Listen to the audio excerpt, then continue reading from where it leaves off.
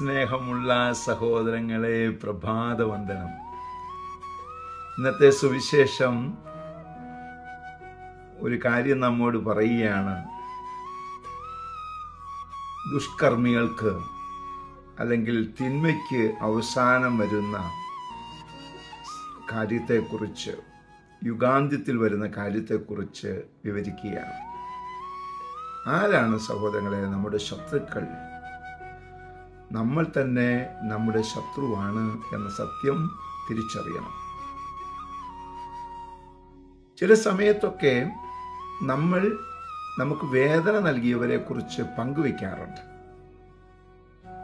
അവൻ അല്ലെങ്കിൽ അവൾ എന്നോട് ഇങ്ങനെ ചെയ്തു. സന്തോഷത്തോടെ നമുക്കതൊന്നും സ്വീകരിക്കാൻ സാധിക്കുകയില്ല. എന്നിട്ട് നമ്മളത് പങ്കുവെക്കുമ്പോൾ നമ്മുടെ മനസ്സിൽ നിന്ന് ഒരു നീരസം ഉണ്ടാകുന്നുണ്ട്.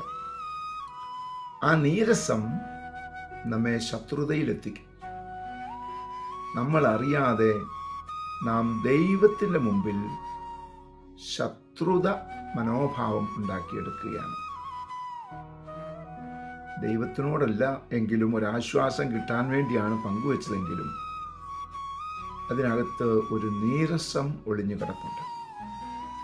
ആ വ്യക്തിക്ക് വേണ്ടി നമുക്ക് പ്രാർത്ഥിക്കാൻ സാധിക്കുന്നില്ല. അങ്ങനെയെങ്കിൽ സ്നേഹമുള്ള സഹോദര സഹോദരി, നിന്നെ വേദനിപ്പിച്ചത് ആരുമാകട്ടെ, അവർക്ക് വേണ്ടി നിനക്ക് പ്രാർത്ഥിക്കാൻ സാധിക്കുന്നുണ്ടോ എന്നുള്ളത് മാത്രം ചിന്തിച്ചാൽ മതി. അവർക്ക് വേണ്ടി പ്രാർത്ഥിക്കാൻ സാധിക്കുന്നില്ലെങ്കിൽ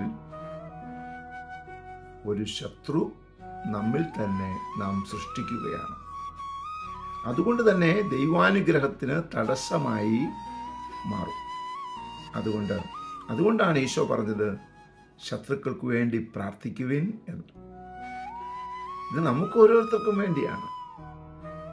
നമ്മൾ ശത്രുക്കളെ കുറച്ചുകൂടി വലിയ ശത്രുവാക്കി മാറ്റുകയാണ്.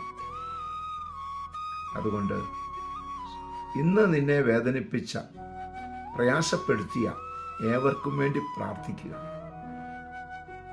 നിശബ്ദമായി പ്രാർത്ഥിച്ചാൽ മതി. അപ്പോൾ നിന്റെ മനസ്സിൽ നിന്ന് ആ ഭാരം പതുക്കെ പതുക്കെ മാറുകയും ദൈവാനുഗ്രഹം പ്രാപിക്കാൻ ഇടയാവുകയും ചെയ്യും. അങ്ങനെയുള്ള കൃപാവരം നമുക്ക് ലഭിക്കട്ടെ. പ്രാർത്ഥിക്കുന്നു. പരിശുദ്ധ അമ്മയെ സഹായിക്കണേ.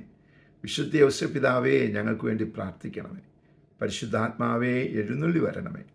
പരിശുദ്ധ പരമ ദിവ്യകാരുണ്യത്തിന് എന്നേരവും ആരാധനയും സ്തുതിയും പുകഴ്ചയും ഉണ്ടായിരിക്കട്ടെ. ആമേൻ.